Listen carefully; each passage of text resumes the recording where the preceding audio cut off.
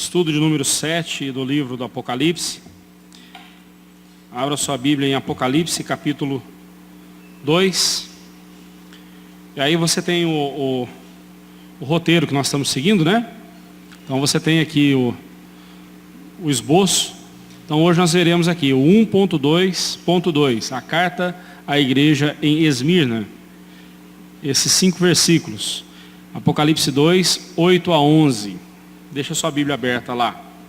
E vamos ver então a carta à igreja em Esmirna. Vamos orar mais uma vez. Senhor Deus e Pai, te agradecemos por este momento e agora reunido com a tua igreja para estudarmos tua palavra. E pedimos, Senhor Deus, que o Senhor nos instrua. E as lições, ó Deus, as verdades que nós precisamos tirar para a nossa vida, que se encontram neste texto, sejam, ó Deus, aplicadas em nosso coração e vivamos para a glória do Senhor essas verdades. Assim oramos e te pedimos em nome de Cristo Jesus, nosso Senhor e o nosso Salvador. Amém, Senhor. Então, mantenha a sua Bíblia aberta, nós leremos de acordo com a exposição. A segunda das 7 cartas que o Senhor Jesus ordenou ao apóstolo João escrever e enviar é a carta à igreja em Esmirna. É a menor de todas as 7 cartas. Só na sua estrutura e na sua extensão, mas não na sua intenção e conteúdo. Muito pelo contrário, é uma carta muito preciosa, é uma carta muito profunda no seu conteúdo. Então vamos lá, vejamos aí a carta à igreja em Esmirna. Mas antes disso, vamos conhecer um pouco sobre a cidade de Esmirna. Ela fica na costa ocidental da Ásia Menor. Ela é uma rival da cidade de Éfeso, né? A primeira carta foi escrita para Éfeso, para a igreja em Éfeso. E você lembra que a cidade de Éfeso era uma cidade muito imponente. O Império Romano temia Éfeso se rebelar contra eles, contra o Império. Mas a cidade de Esmirna não ficava muito atrás, não. Ela rivalizava com Éfeso na sua força, no seu poder, na sua riqueza, né? Ela também possuía um porto que estimulava a indústria e o comércio, os quais deram à cidade o porte de uma metrópole, uma cidade grande, importante. Já naqueles dias, a sua população era na casa dos 250 mil.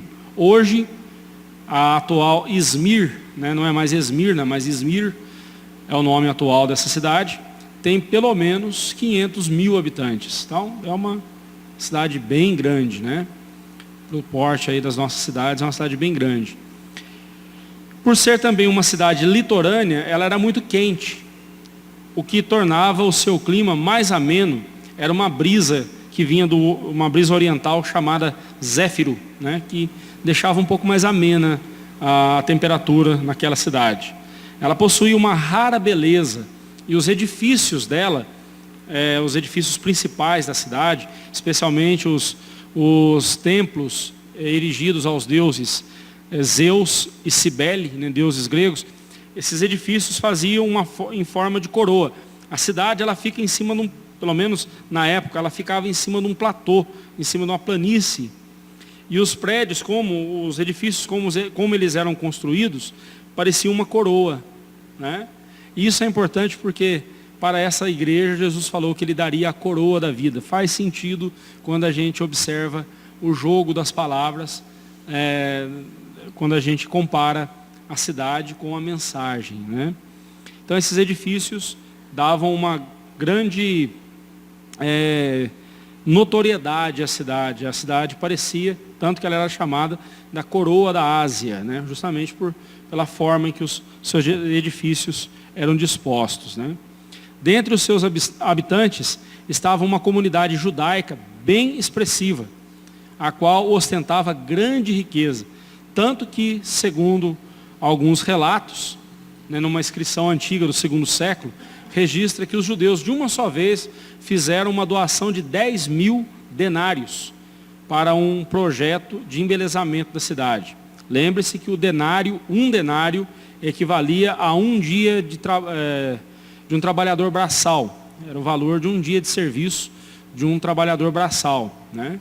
Então, vamos pôr a média aí de uns 40 reais, né? Traduzidos em reais, a doação foi de 40 mil reais, pelo menos, né? Então, é só uma observação. Mas essa comunidade, depois nós vamos ver, essa comunidade judaica, trouxe sérios problemas para a igreja em Esmirna. O seu nome deriva-se do seu principal produto, a mirra. No grego, a palavra é Esmirna, né? Literalmente Esmirna, a palavra mirra no grego. Este era um extrato que saía da árvore, né? Das árvores dos seus bosques. Era um extrato, uma resina na cor âmbar, né? Muito perfumada, muito cheirosa. E lembrando que a mirra esteve presente, foi um presente que os magos do Oriente levaram para o menino Jesus, e também no seu sepultamento, Jesus também foi envolvido, o seu corpo foi envolvido com mirra, né? No nascimento e na morte do nosso Senhor, lá estava a mirra, o principal produto de Esmirna, né? Sua lealdade ao Império Romano tornou-se proverbial, né? Os esmirnianos, né, os cidadãos de Esmirna, eram conhecidos por serem fiéis, e muito fiéis ao Império Romano, né? E a fidelidade deles se tornou então um provérbio, né? Não é à toa que Cristo vai dizer para eles aqui, né? Ser fiel até a morte e dar-te-ei a coroa da vida, né? Tudo isso a gente vai entendendo que quando eles receberam essa mensagem, eles foram fazendo esses links, né, com a mensagem que eles haviam recebido do apóstolo, com a realidade de vida deles, né? O Evangelho é assim. O Evangelho, ele tende, ao ser comunicado, ele fala com a realidade das pessoas, né? O Evangelho, ele fala sobre a realidade das pessoas, né? E por isso que o Evangelho é o poder de Deus, é a palavra de Deus, e é poderoso para transformar o pecador, porque o Evangelho vai na realidade da vida da pessoa, né? Muito importante observar isso. No ano 26 depois de Cristo, ela dedicou um templo, né, a cidade de Esmirna, dedicou um templo ao imperador romano Tibério, e se gabava de ser a principal, né, a deusa, desculpa, eu pulei uma frase aqui. Sua lealdade ao Império Romano tornou-se proverbial. No ano 195 a.C., Esmirna edificou um templo à dea romana, ou à deusa de Roma, né? E no ano 26, Esmirna edificou um templo ao imperador romano Tibério. E ela, né, a cidade de Esmirna, se gabava de ser a principal no culto ao imperador. Então a idolatria ali em Esmirna, na cidade de Esmirna, envolvendo tanto outros deuses pagãos, quanto o próprio imperador, que se intitulava uma divindade, era muito forte. E isso contribuiu para que Esmirna ficasse conhecida como uma cidade fiel ao imperador, né? Porque ela dedicou-se ao culto ao imperador. Quanto à igreja, vamos falar agora um pouco sobre a igreja de Esmirna. Quanto à igreja em Esmirna, não podemos ter certeza quando ela foi fundada, né? Nós não temos uma evidência de quando foi que a igreja em Esmirna foi fundada. A Bíblia nos dá pelo menos duas possíveis ocasiões. A primeira seria por ocasião do Pentecostes, né? Judeus devotos que viviam na Ásia, especialmente em Esmirna, depois de serem convertidos e logo após a descida do Espírito Santo, retornaram para suas casas levando o Evangelho, né? Você pode ver isso lá em Atos 2:9, né? Possivelmente foi nessa ocasião, foi com esses irmãos que a igreja em Esmirna começou, possivelmente. A segunda ocasião, a segunda possibilidade que a igreja em Esmirna poderia ter sido fundada, foi na ocasião em que Paulo, o apóstolo Paulo e seus companheiros empreenderam a terceira viagem missionária, conforme nós lemos lá em Atos 19, versículo 10.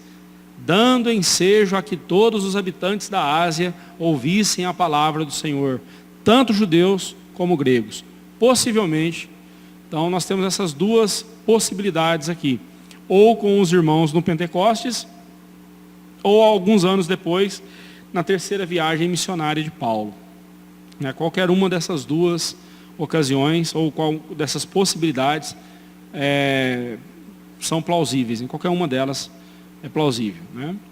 Um dos pais da igreja de Esmirna, o bispo em Esmirna, possivelmente no período em que João escreveu o Apocalipse, o seu nome era Policarpo. Esse homem, Policarpo, o pai da igreja, um dos pais da igreja primitiva, aqueles primeiros cristãos após a era dos apóstolos, ou logo ali junto aos apóstolos, eram chamados de pais da igreja.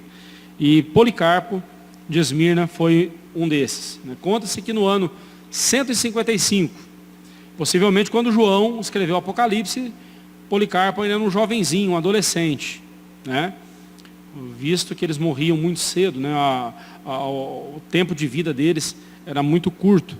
Mas conta-se que no ano 155 depois de Cristo, foi-lhe exigido que dissesse: César é Senhor, o imperador é Senhor. E ele se recusou. Ele foi levado à arena e o procônsul de Roma lhe instou dizendo: jura, nega a Cristo e eu te porei em liberdade.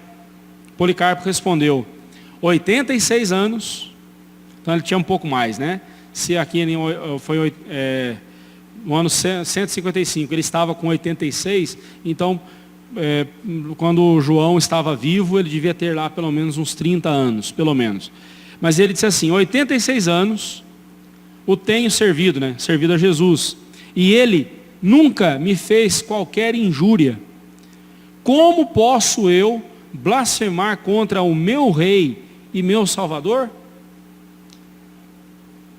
Quando outra vez o procônsul o pressionou, o ancião respondeu: posto que vãmente insistes que eu jure pela fidelidade de César, e pretendes ignorar quem ou que sou, ouve-me declarar com toda a intrepidez: eu sou cristão. Pouco mais tarde o procônsul respondeu: tenho feras ao meu alcance, a elas te lançarei, a não ser que te arrependas, que negues a Jesus. O arrependimento que ele estava exigindo aqui era para negar ao Senhor Jesus. Eu farei com que sejas consumido pelo fogo, já que deprecias as feras, caso não te arrependas. Mas Policarpo disse: tu me ameaças com fogo que queima por 1 hora, mas depois se apaga. Não obstante, ignoras o fogo do juízo vindouro e da punição eterna, reservado para os maus. Por que te demoras? Faze o que queres. Pouco tempo depois, as pessoas, especialmente os judeus, trouxeram lenha em feixes para a fogueira. Os judeus fizeram isso mesmo sendo dia de sábado, transgredindo assim a lei que tanto usaram para incriminarem a Jesus por várias vezes.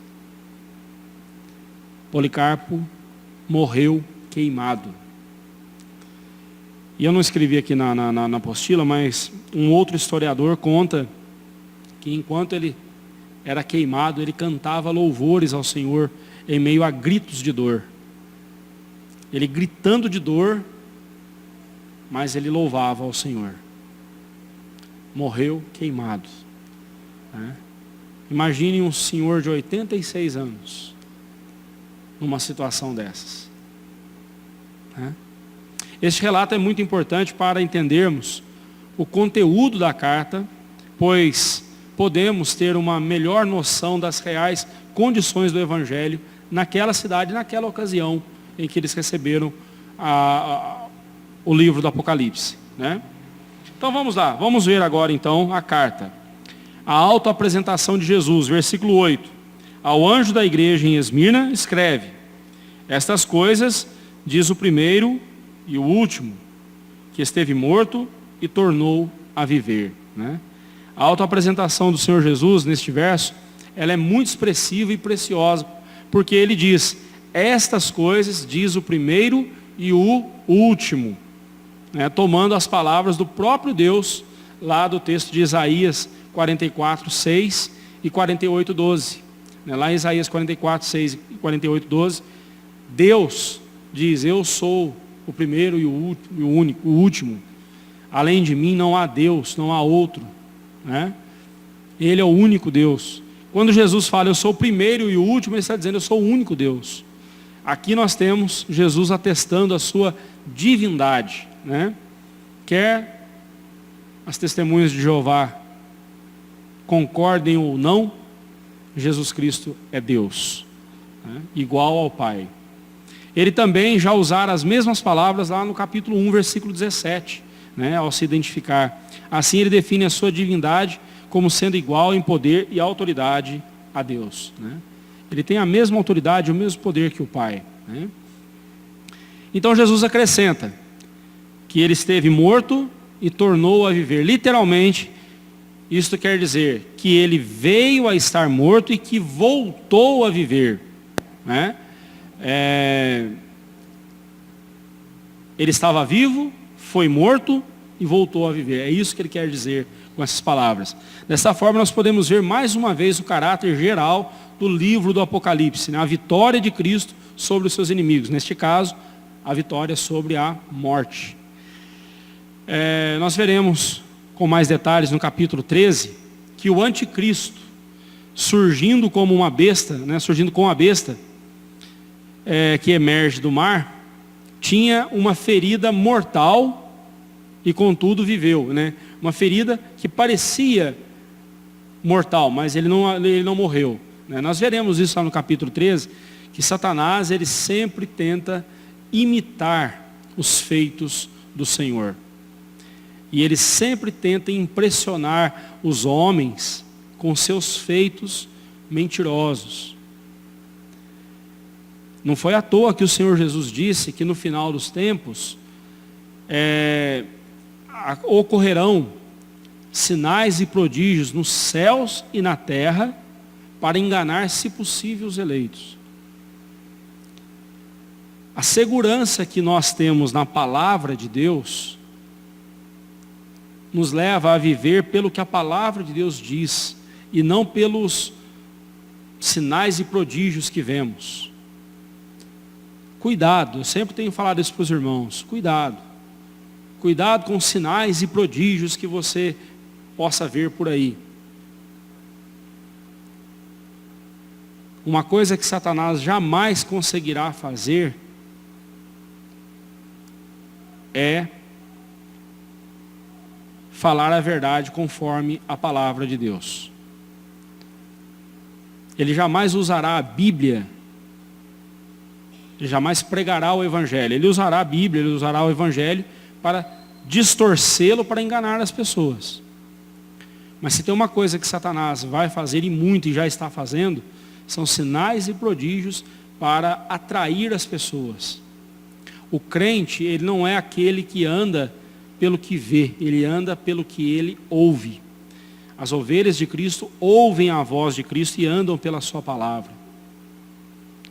Crente que vive pulando de lugar em lugar, procurando milagres, correndo atrás de milagres, correndo atrás de bênção, e eu quero ver o milagre, eu quero ver a maravilha de Deus hoje, não sei o que e tudo mais, e fica correndo de um lado para outro, é presa fácil para Satanás. O crente, ele é a pessoa, ele é o ente que crê e que anda pelo que ele ouve da palavra de Deus. E se você guiar o seu coração pela palavra de Deus, você jamais será enganado pelo inimigo. Mas se você viver correndo atrás de sinais e prodígios,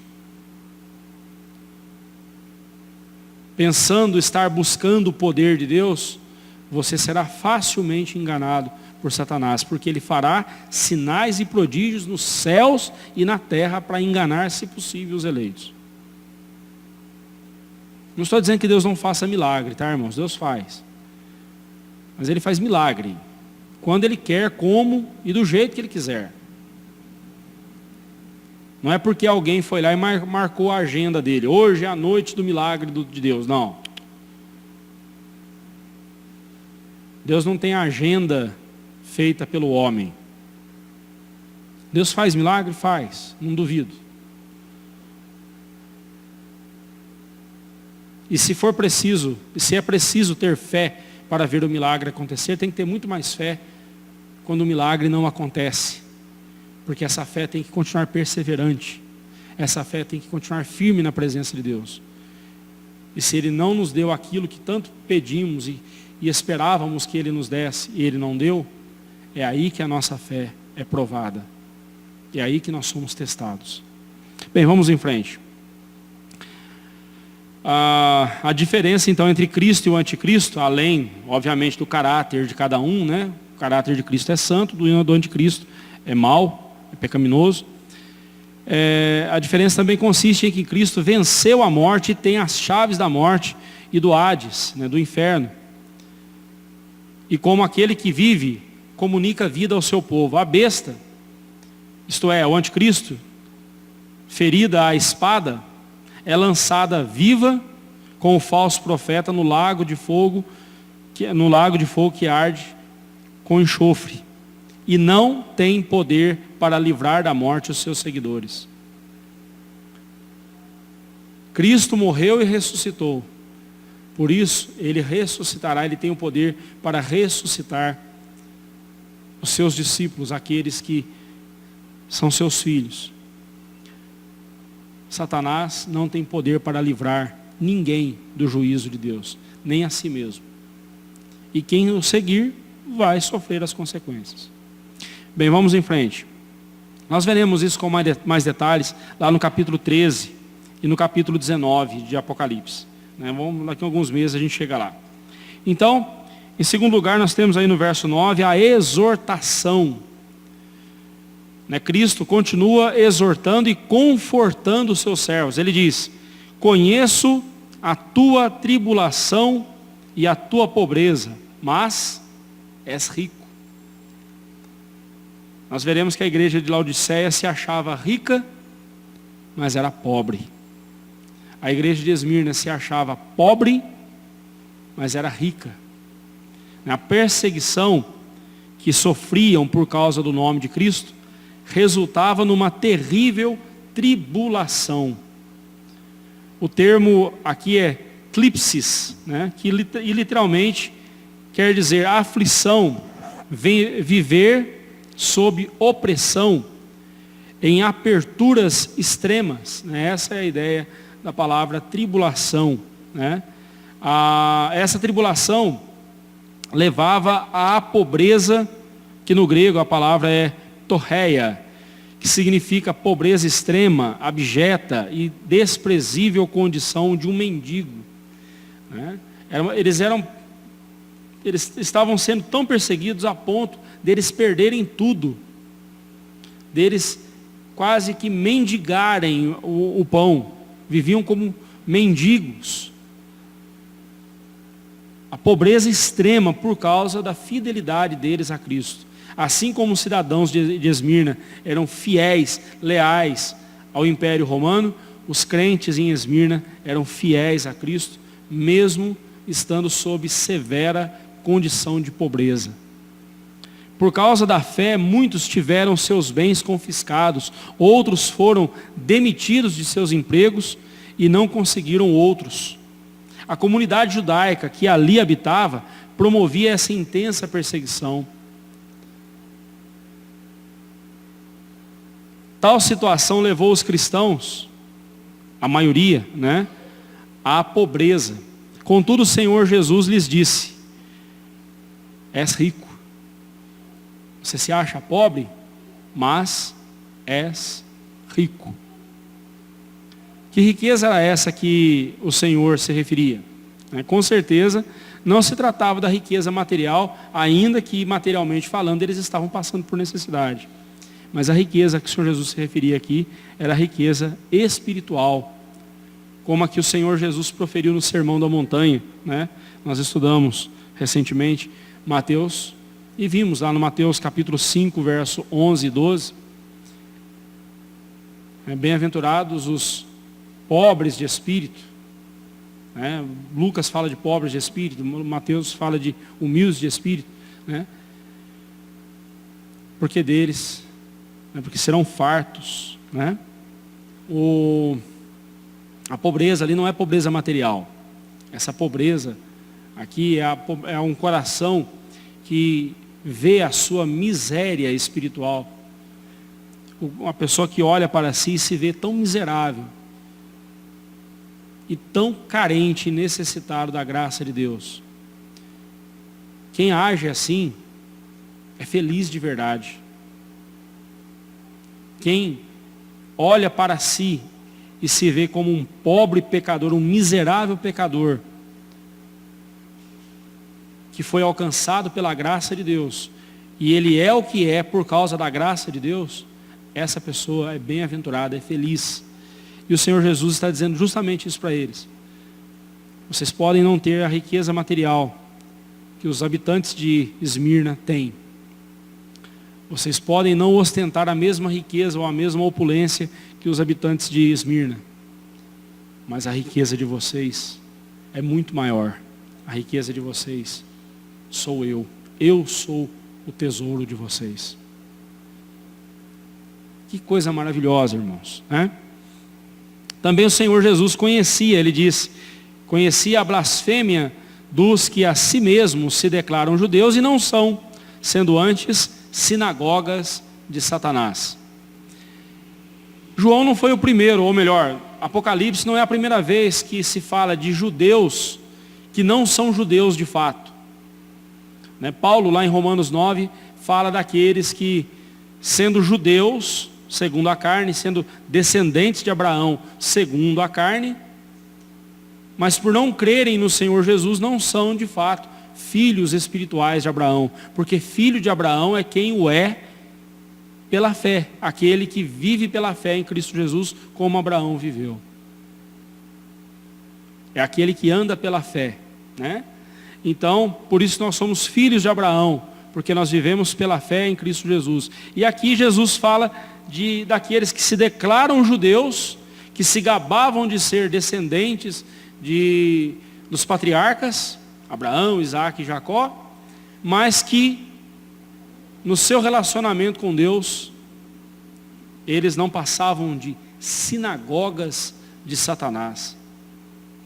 Que coisa pesada, que acusação pesada essas pessoas ouviram, não é mesmo? Ali eles acusavam entusiasticamente os cristãos ante os tribunais. Era muito comum os judeus, essa comunidade judaica, levarem os cristãos para os tribunais.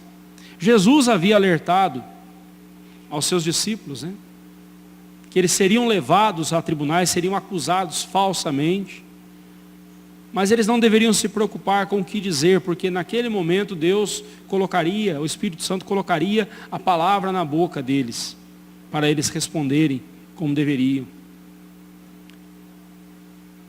Jesus nunca enganou os seus discípulos, ele sempre disse que o discípulo dele vai ter perseguição, vai passar por perseguição.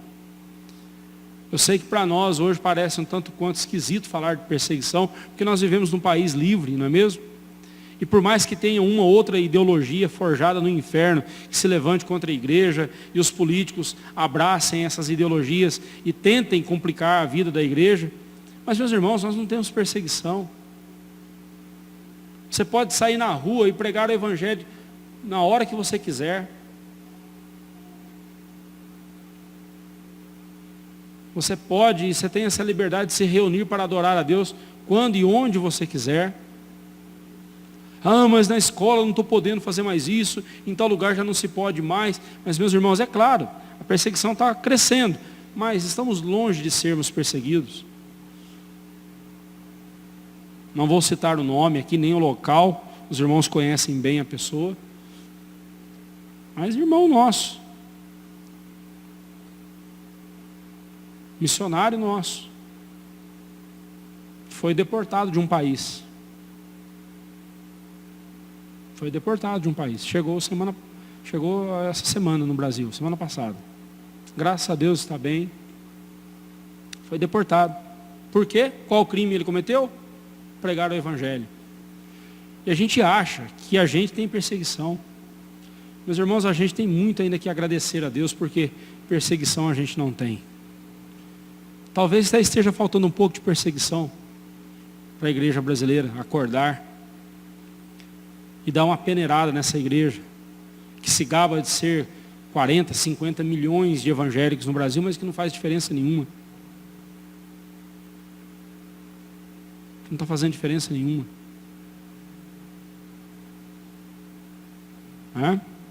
Vamos lá, vamos em frente. O Império Romano havia concedido aos judeus a liberdade de não realizarem práticas religiosas romanas. O Império Romano, ele dizia o seguinte: você pode cultuar os seus deuses, seguir a sua religião, mas você também tem que adorar o imperador. Para os judeus, os romanos deu essa liberdade. Para os judeus, os romanos deram essa liberdade. O imperador deu essa liberdade. Olha, vocês não precisam adorar o imperador. Então, os judeus estavam numa certa vantagem, né?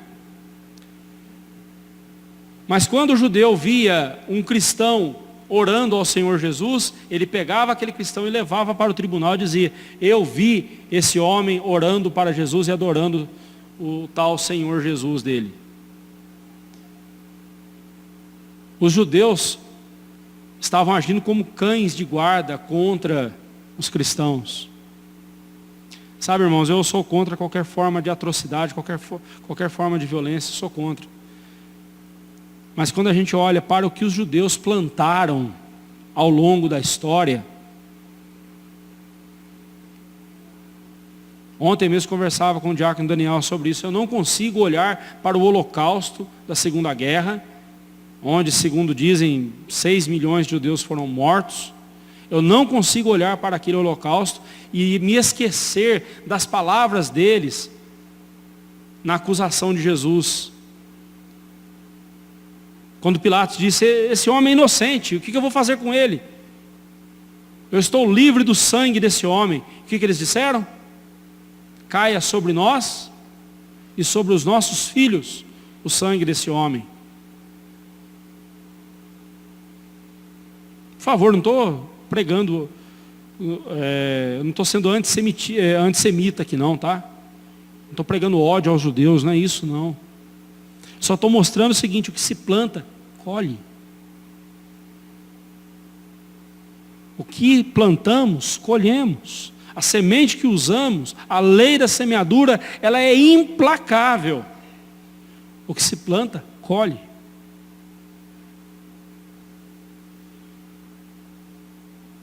Os nossos irmãos dispensacionalistas que creem na redenção da nação de Israel como um todo, se Deus quiser fazer isso, Ele faz. Eu só não vejo base bíblica para isso.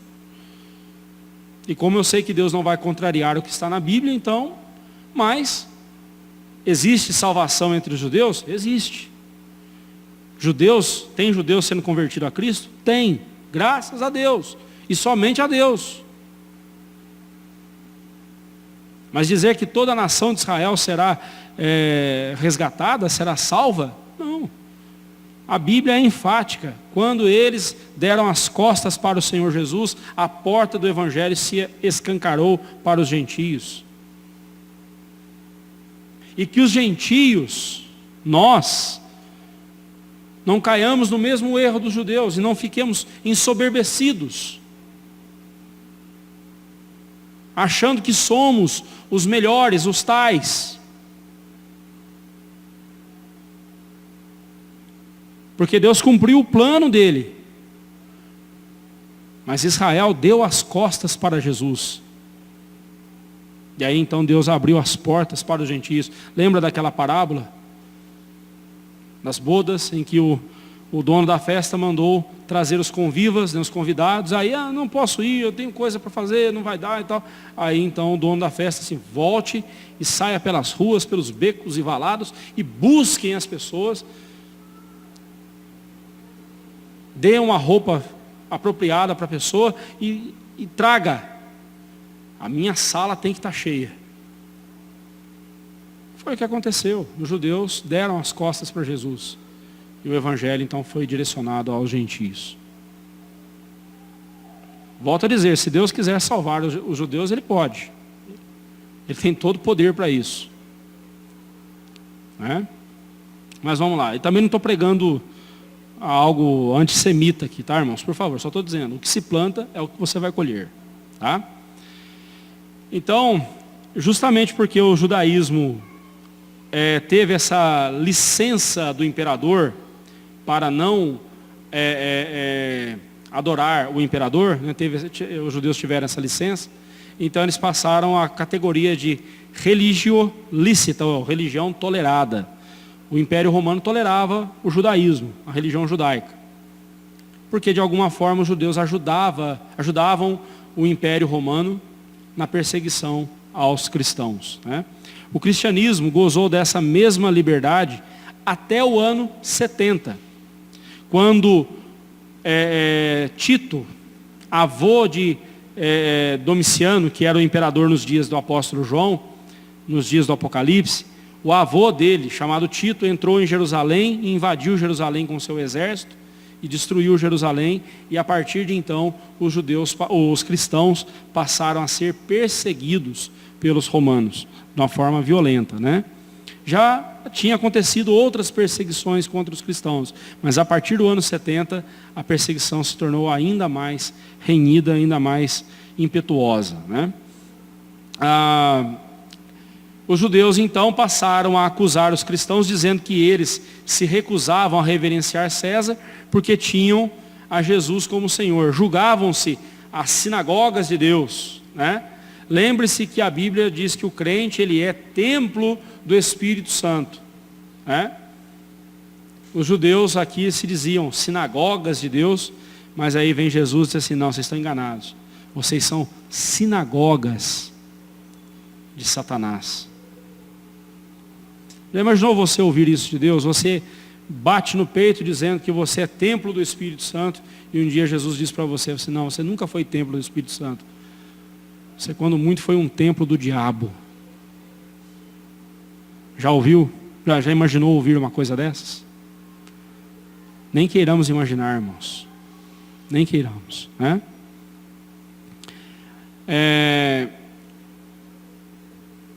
Eles difamavam Jesus Cristo, ridicularizavam-no e o negavam como Messias, né, os judeus. Aqueles que deveriam reconhecê-lo como Messias eram os que o insultavam. Mas Jesus conhece os que são verdadeiramente dele e os que fingem se passar por seus filhos.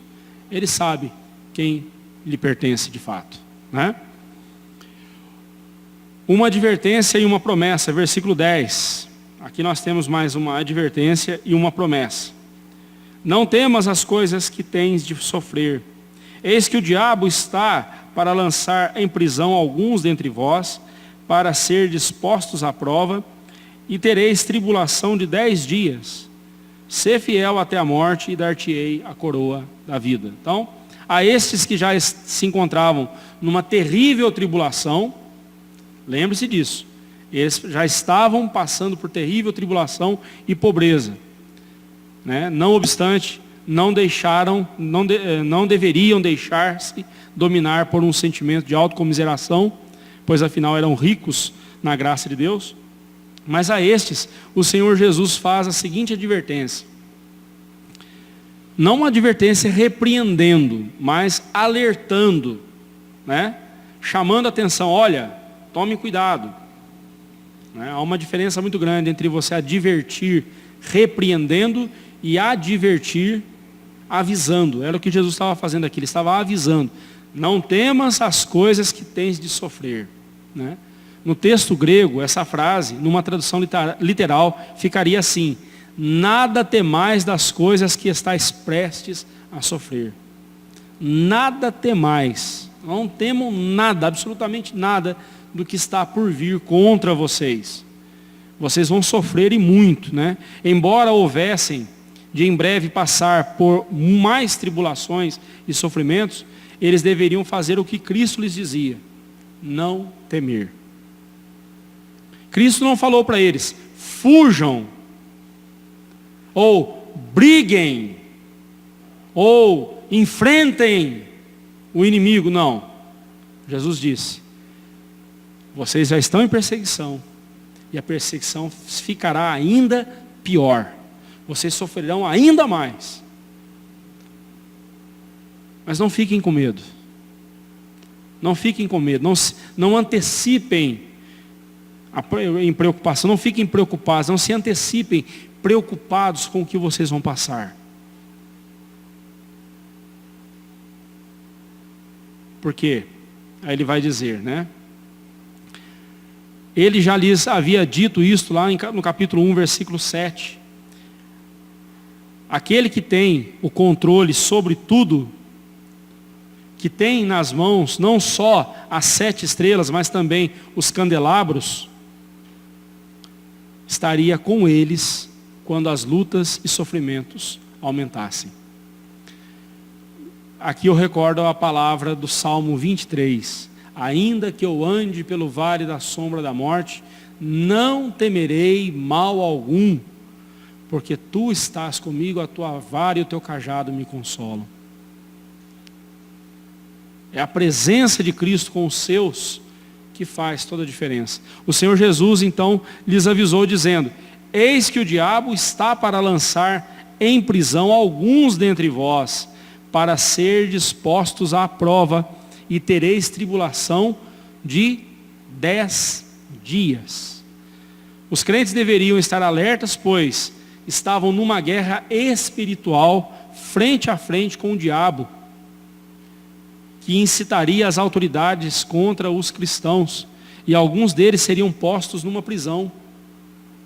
Irmão, toda a luta nossa, toda a nossa luta nessa vida, ela tem o seu fundamento no mundo espiritual. Uma pessoa que se levanta contra você e começa a fazer mal a você, essa pessoa está sendo instrumento de Satanás. Paulo disse que a nossa luta não é contra sangue e contra carne, mas sim contra principados e potestades, contra as forças espirituais do mal, os dominadores, né, desse mundo tenebroso.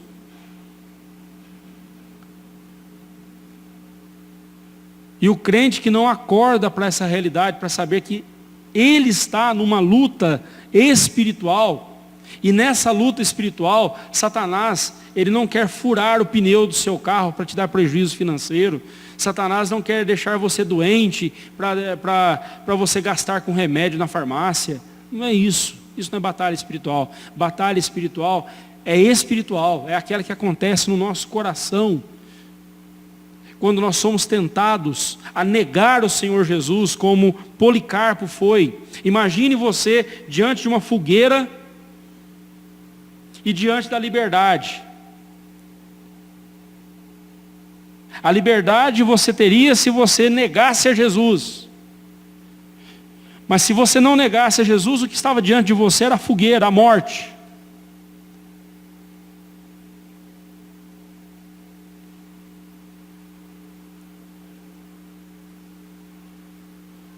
Isso é batalha espiritual.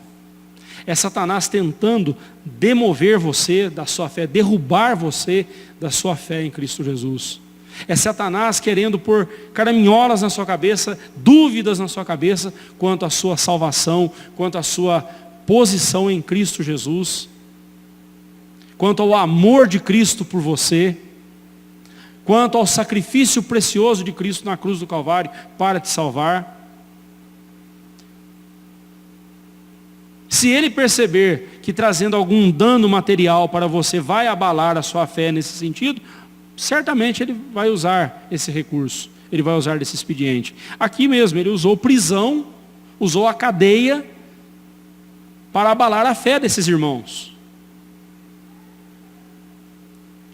Mas eu quero chamar a sua atenção para o fato de que Jesus sabe o que está acontecendo. Jesus sabe o que está acontecendo. E não somente ele sabe, ele está no controle de tudo o que está acontecendo. Ele falou: Satanás vai lançar alguns de vocês na prisão. E vocês terão tribulação de 10 dias. O que significa esses 10 dias? O que Cristo está dizendo é simplesmente o seguinte: a tribulação de vocês tem tempo para começar, durar e acabar. Não adianta, não precisa ficar aqui inventando coisas. O número 10 aqui significa isso, o número 10 é aquilo outro e tal, não sei o quê. Lembre-se, o número 10 na literatura judaica, na literatura apocalíptica, significa algo completo. O que Cristo está dizendo aqui é que a prisão deles teria um tempo exato para durar. Não duraria nem um dia a mais, nem um dia a menos. Mas isso não é só em relação à prisão que esses irmãos passaram. Irmãos, tudo na nossa vida tem um tempo determinado para acontecer. Tudo na nossa vida. Eu vou terminar esse estudo daqui a pouco. E não é porque eu quis terminar o estudo nesse horário. É porque Deus já havia preparado que esse estudo duraria esse tempo. O que não quer dizer que eu não deva ser diligente com o tempo, né? Que eu não deva saber usar bem o tempo. Eu não vou pôr a culpa em Deus se eu for prolixo aqui, me perder no estudo e for ser prolixo. Foi Deus que quis que eu pregasse 3 horas para vocês hoje. Não vou chegar a esse ponto, né, irmãos? Isso aí também é zombar de Deus. Mas o que eu quero chamar a sua atenção é que nada na nossa vida acontece fora dos limites que Deus impõe. Neste caso era o sofrimento. Não existe nada na nossa vida que passa do limite, do prazo de Deus.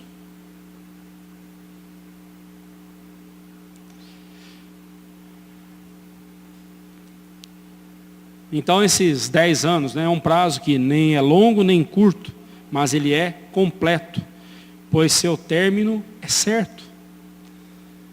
Nada é para sempre nesse mundo a não ser a palavra de Deus.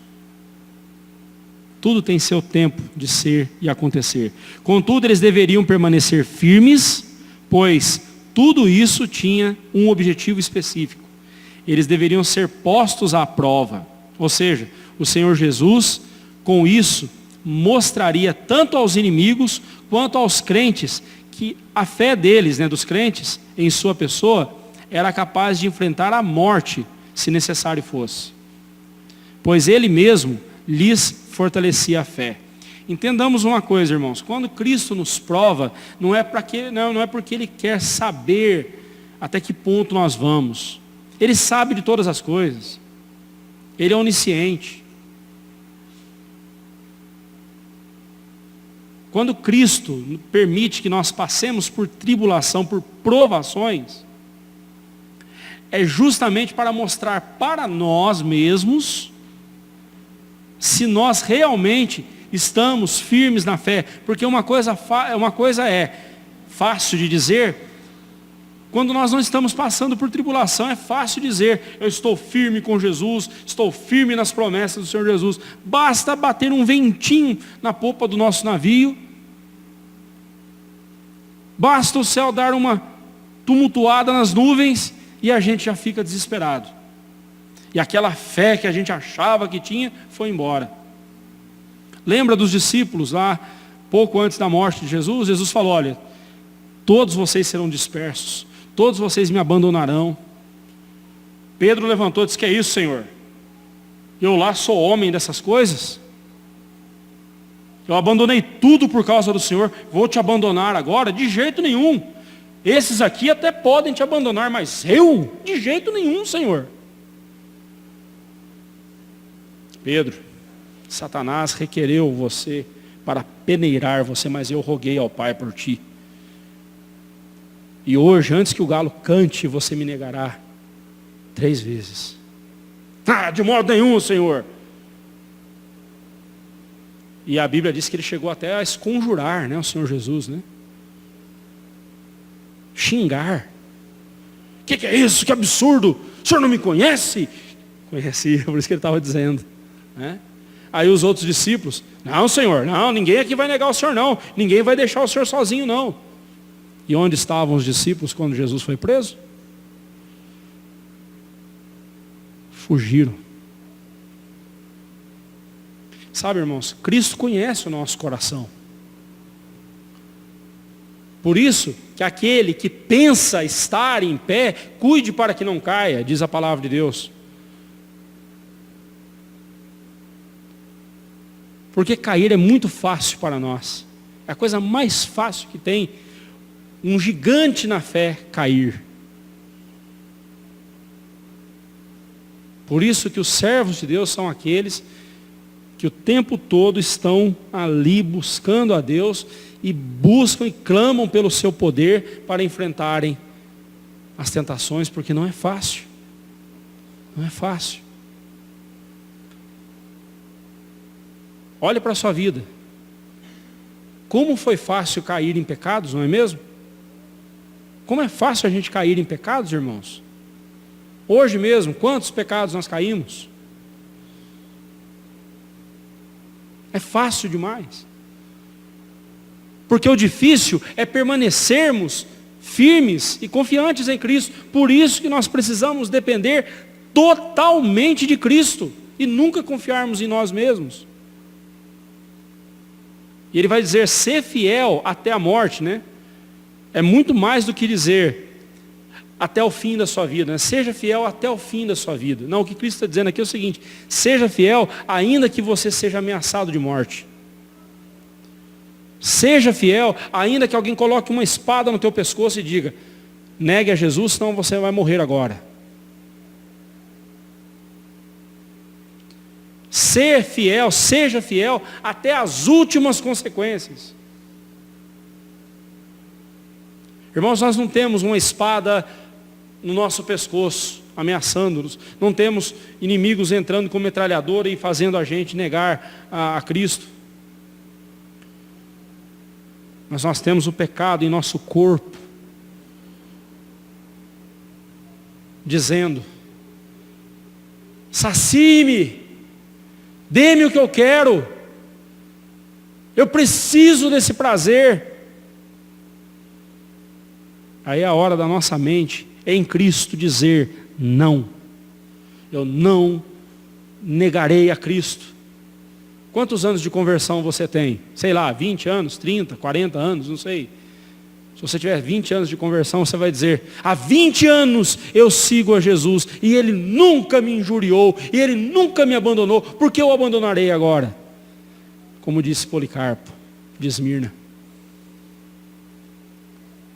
Se você tem 2 anos de conversão, tem 2 anos que eu sigo a Jesus, Ele nunca me decepcionou, por que eu vou negá-lo agora? Por que eu vou desonrá-lo agora? De jeito nenhum. Pecado, recolha-te ao teu lugar. Eu não vou satisfazer você. Isso vale para qualquer pecado que estiver em nossa vida. E quando a gente se dispor a fazer isso, meus irmãos, nós vamos descobrir uma coisa. Isso é quase uma morte para nós. É quase que ser fiel até a morte, porque, aliás, é morte mesmo, né? Cristo manda a gente mortificar o nosso corpo, ou seja, a nossa velha natureza pecaminosa. Ele manda a gente fazer isso. Tem morte nessa história, sim. Seja fiel, ainda que você tenha que morrer por Cristo. Mas morrer por Cristo vale a pena, porque morrer com Ele é viver para Ele. Morrer com Cristo é lucro, como disse o apóstolo Paulo. A recompensa prometida é certa aos que são fiéis, e dar-te-ei a coroa da vida. Ao pedir-lhes fidelidade e prometer-lhes a coroa da vida, o Senhor Jesus lançou mão de 2 figuras importantes para os crentes de Esmirna. A primeira era a fidelidade, né? Como eu disse, eles eram conhecidos por serem fiéis ao imperador romano. E agora Cristo falou, vocês têm um imperador, vocês têm um rei muito maior para serem fiéis. Sejam fiéis a ele. Ou a mim, eu sou esse rei. Eu sou o rei dos reis. O Senhor dos senhores.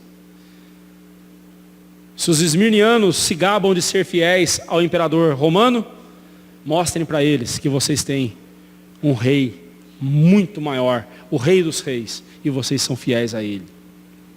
Outra figura que Cristo usou aí foi a coroa, né? Lembra lá da cidade, os edifícios da cidade em forma de coroa? Ó Esmirna, a coroa de vocês, crentes de Esmirna, não é a beleza da sua cidade, dessa cidade terrena, mas é a beleza da cidade celestial, da Canaã celestial, da Jerusalém celestial. A beleza de vocês, a coroa de vocês não são os edifícios de uma cidade, dessa cidade terrena, mas são os edifícios da Jerusalém celestial. Seja fiel a mim, o Rei dos Reis, e eu darei a você a vida eterna. E eu darei a você entrar na Canaã celestial, na cidade de Deus. Certamente os crentes da cidade de Esmirna se lembraram dessas duas coisas ao associá-las com essas figuras, né? Este é um exemplo clássico da didática de Cristo, né? Com quem eu tenho muito a aprender, né? Muitos têm sugerido que este texto prega a salvação pelas obras, contrariando assim as demais partes das Escrituras. Absurdo. Isso é um absurdo. Aqui Cristo, quando ele diz ser fiel até a morte, ele não está dizendo que a salvação é resultado da obra humana. Não é isso não. Até mesmo porque tanto a fé quanto as boas obras são resultados da salvação. Você só tem fé em Jesus porque ele te salvou, porque ele vivificou você. Você só consegue realizar obras boas que glorificam a Deus porque o Espírito Santo de Deus habita em você, né? E por fim nós temos o verso 11 aí, mais uma advertência e mais uma promessa. Na primeira parte dessa sentença nós lemos: quem tem ouvidos, ouça o que o Espírito diz às igrejas. Esta expressão enfatiza mais uma vez a ação do Espírito Santo na transmissão da mensagem do livro do Apocalipse. É uma mensagem universal, né? O que o Espírito diz às igrejas, e não à igreja apenas, mas às igrejas, a toda a igreja de Cristo, né? E por isso mesmo, essa mensagem dirigida não somente aos crentes de Esmirna, mas a toda a igreja de Cristo, a qual deve permanecer, primeiramente, consciente de sua identidade na riqueza da graça de Cristo, que a torna espiritualmente rica, né? A igreja de Cristo tem que sempre lembrar disso. A minha riqueza é Cristo Jesus. Ele é o tesouro da sabedoria que o meu coração tem. Ele é o meu tesouro. Ele é a minha riqueza. Ele é a minha riqueza. Você nunca pode esquecer disso, irmão. Você, como igreja de Cristo, como parte da igreja de Cristo, nunca se esqueça da sua verdadeira riqueza. Em segundo lugar, a igreja tem que ser firme na fé e fidelidade a Cristo, independente das circunstâncias. Na língua portuguesa, fé e fidelidade têm sentidos diferentes, mas na língua grega tem o mesmo sentido. A fé é a resposta de um coração que é fiel, que é fidedigno, de um coração que é fiel a Deus, né? Então, ambas são a mesma coisa, né? E elas devem existir independentemente das circunstâncias. Não importa se você esteja livre ou numa prisão, com abundância ou em escassez, não importa.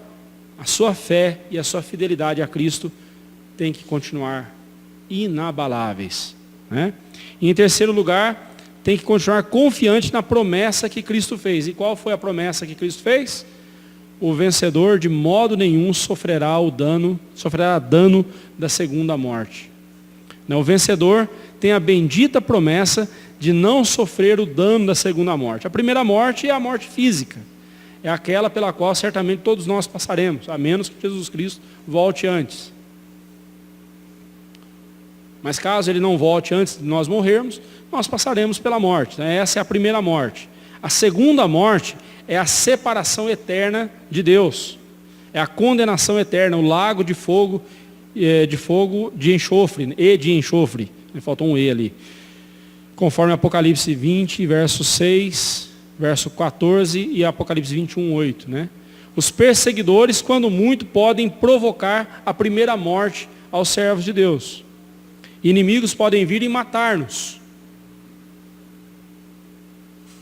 Mas, em contrapartida, eles sofrerão os danos da segunda morte. Eles sofrerão, nós não. Nós jamais haveremos de sofrer, porque nós estamos em Cristo. E aí, partindo para o encerramento, aplicações para nós deste texto. Muitos que são ricos em coisas temporais e materiais são miseráveis nas coisas espirituais. E tem gente que é miserável nas duas. Né? Tem gente que é miserável nas duas. Outros, porém, que sendo pobres materialmente, são ricos em boas obras, frugais em suas posses, consagrando-as ao serviço do Senhor, provando assim que seus corações se apegam ao que é eterno.